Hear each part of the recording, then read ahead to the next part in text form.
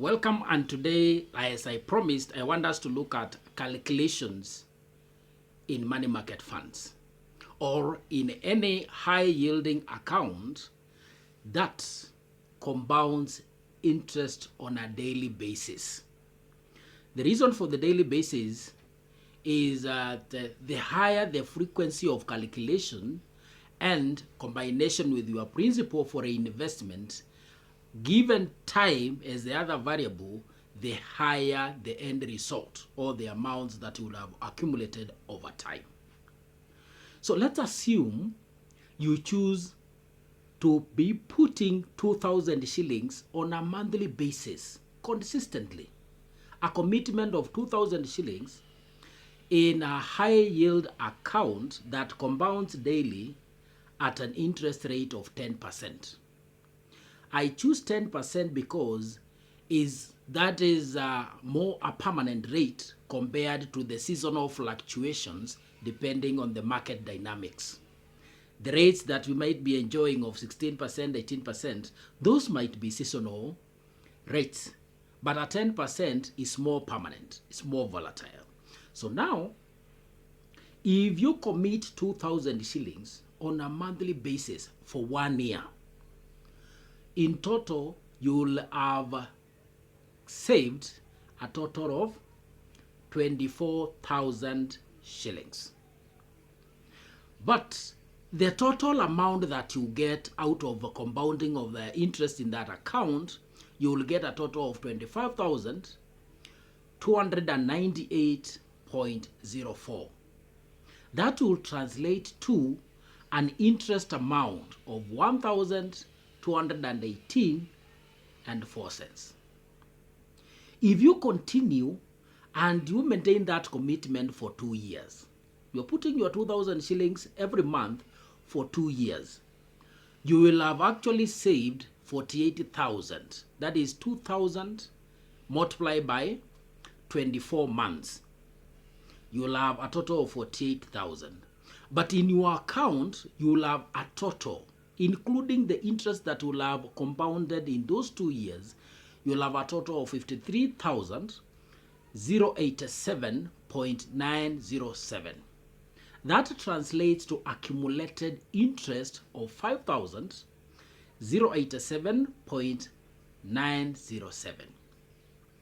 If that good commitment continues for 5 years, for 60 months, it means you will have saved an actual total amount of 120,000. 120,000. But the total that will be sitting in that account, the account balance, because of the interest element, shall be 155,546.685. That will translate to having accumulated interest of 35,546.65. Assume we lengthen the period and we continue with that commitment for 10 years. 10 years, we will have actually put into the account 240,000. That is 2,000 every month for a total of 120 months. But the account balance with interest shall be 411,982.252. That will translate to a total interest of 171,982.28. A longer period, you have committed for 20 years, 20 good years, just doing 2,000, meager 2,000 shillings. You will have actually put aside an actual amount of 480,000 in 20 years. But the amount that will be sitting in that account as a balance by the close of the 20th year shall be 1,531,712.751. That would mean in 5 years, your commitment of 2,000 shillings every month for that period would have resulted to interest of 1,059,000 712.2175. Now, assume you are doing 5,000. Now, not 2,000. You are doing 5,000.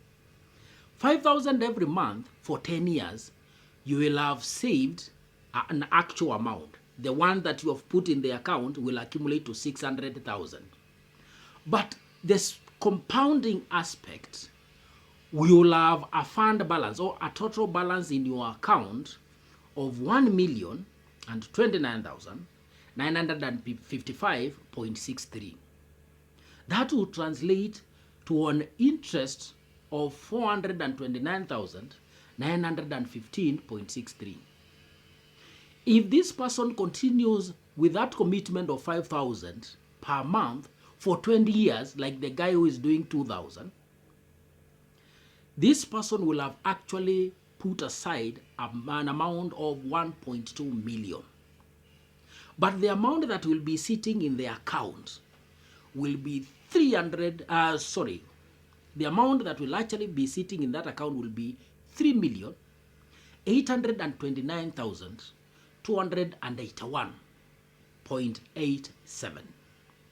That would translate to an accumulated interest element or amount of 2,629,281.89. Suppose we look at a guy who is putting in 10,000.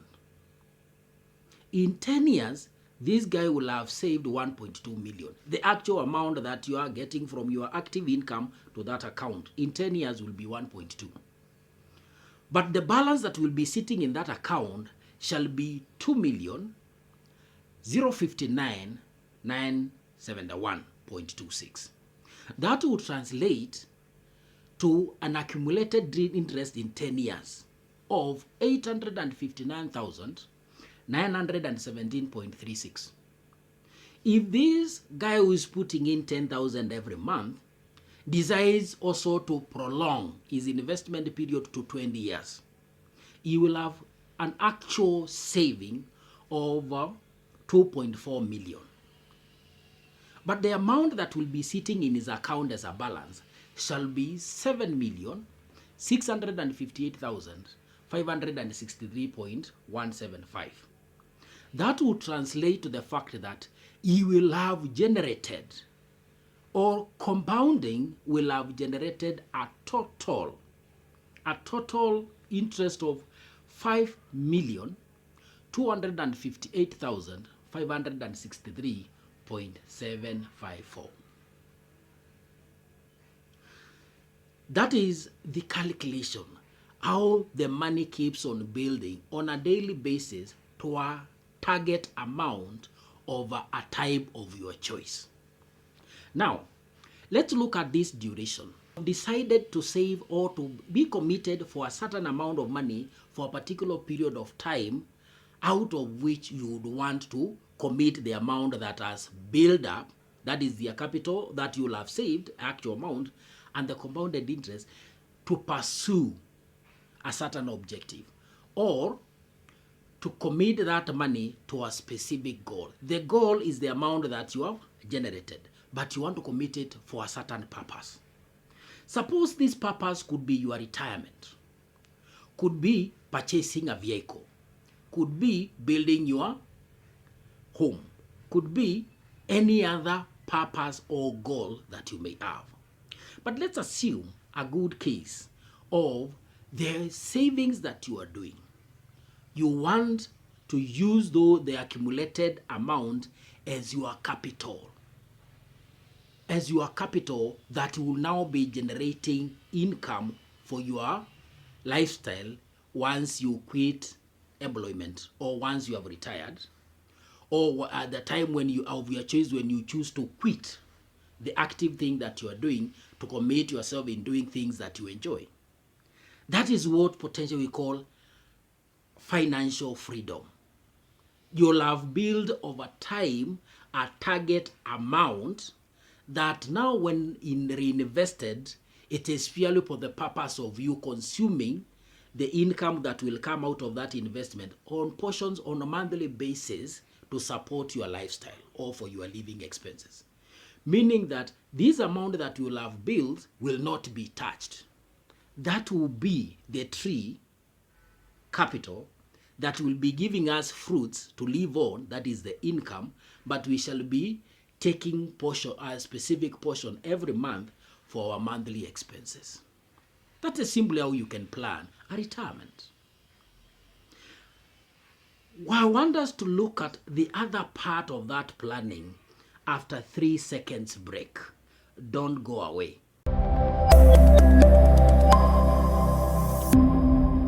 So welcome back. And if you are with me at this point, I'm sure you are liking the value in this video. I hope you have subscribed.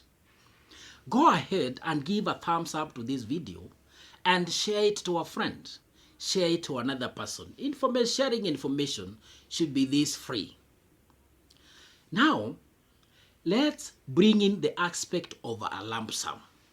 That as you start this journey of putting in an annuity, a monthly amount towards a high-yielding saving account that is compounding your money on a daily basis, you have a starting amount. You had a certain balance or an amount of balance that was sitting in another account. Could be in a bank account, could be somewhere in your safe, that is not giving you sufficient return or not even any amount of interest. Then you choose to put that amount as your initial investment amount, as a lump sum. Then you continue with a monthly bit of either 2,000, could be 5,000, or the 10,000 example that I've given. But this is not, I've just given smaller figures that would be more realistic and easy to comprehend. But the amounts that you choose to be investing depend on your income level. They will also depend on your target goal and the lifestyle that you would want to assume on your target time. So let's assume this guy who is putting in 10,000 every month, and we have seen that in 20 years he will have saved an actual amount of 2.4 million. But out of compounding, the balance that will be sitting in his account at the end of the 20th year would be 7,658,563.75. Having started with a lump sum of 100,000, look at the change in those figures. The actual amount that you will have saved will increase from 2.4 million to 2.5 million because of the initial 100,000. But now the magic is in the sitting balance or the accumulated balance over that time. Instead of 7.6 million, this guy will have an accumulated total of 8,397,266.98. That is 8.3 million from 7.6 million. This one I'm bringing out for you to see the clarity of if you start with a lump sum, or if along the way you are able to gather or get some lump sum along the way. You don't need to maintain that commitment of a specific amount. You can be topping up with whatever amount that you would wish to add into that account. They will translate into increased goal amount. This amount that we want to attain after a specific period of time of consistent commitment of saving on a monthly basis, that is our goal amount. So the goal amount will significantly change. The same will apply for the other levels of investing. Now, it begins by knowing the expenditure list or pattern of the lifestyle that you would want to assume at that time. But it should begin by knowing where you are. How is your expenditure list? What does it look like? Most people, if you ask them how much they need for a month for upkeep, they cannot tell you. They do not know their expenditure list. They don't have a budget. They don't have a budget. For that reason, they don't know the specific expenses that they incur. Their money goes for random expenses. And in some instances, you are left with certain basic expenses having not been met because you have no control where the money goes. So let's begin with an expenditure list. Let's assume this is a guy who is earning 30,000 in total. We are not looking at a budget. We just want to outline an expenditure list. So assume this person is paying rent of 10,000, electricity of 1,500, then water on average of 2,000, food and shopping of about 8,000, transport 3,000. Then we have that saving of 2,000, because I want to use the example of the first guy who is committing 2,000 on a monthly basis. Then a miscellaneous of 3,500. That gives me a total of 30,000. I'm assuming that that is the expenditure list of this person. And we are assuming that this person intends or wants to live on a passive income after 20 years. Passive income after 20 years. It should first be that once you have identified your expenditure list total, now get the annual amount or your annual need. How much do you require to sustain yourself for a whole year? So we take the 30,000, we multiply by 12 months in a year to get 360,000. Then the next question is, if we are going to, what amount should we commit in an investment that guarantees a return of 10% per annum compounded daily, or 10% per annum, to give us the 360,000 minimum return that we require to sustain ourselves for a whole year. And note, I've used the word sustain, which should also mean that the investment is also sustainable. Sustainable meaning that we will depend on it and we shall also leave it behind for the people who are coming behind us. So there is also an inheritance aspect in our investment. We have built a goal amount that when invested in a 10% in a return investment gives us enough that we can live on, and that one protects the original capital. So that gives us a capital amount of 3.6 million. So the question should be, how much should we be putting in our account to realize the 3.6 million at our chosen time to retire or to start depending totally on passive income? It is important also to note that that financial freedom is not realized at once. You start enjoying financial freedom slowly after a certain period of saving. Note that we have some expenses that require small amounts or smaller bills in a month, like our water, electricity, transport. So the moment we can choose to start enjoying it early, but we want to switch off from active income to relying on passive income after a definite period of time. So once we have that, we go back to our schedule of this guy who is saving 2,000 every month, because that is what we have included in our expenditure list. And you realize that now that we require 3.6 million, this person in 10 years, he will have accumulated 411,982, which is not enough. That is not enough. That is not the goal amount that we require. In 20 years, this good guy will have accumulated a total of 1.5 million. Still, that is not what we require. But if you go down to this fella who is saving 5,000 every month, in 20 years, he will have accumulated a total of 3.8 million. That is more than what we require for a passive income of 30,000. So the simple advice for such a person is, now that they had committed the 2,000, and they have a miscellaneous amount of 33,500, we need to increase. In order for us to save within our schedule, we have two options.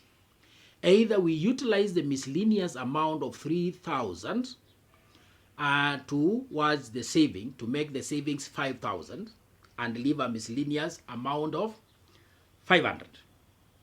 That one will give us our target or our goal amount of 3.6 million some few months before the 20 years are over, which gives us or realizes the goal. Alternatively will be, if that budget or if that expenditure list cannot be rescheduled, it will be a knowledge that the amount that you are saving is not enough to realize the goal. Therefore, you are supposed to engage in some other activities that should realize the difference so that we achieve our target goal amount in the period that we have elected. And where do you get these target amount, or where do you get these other amounts to top up?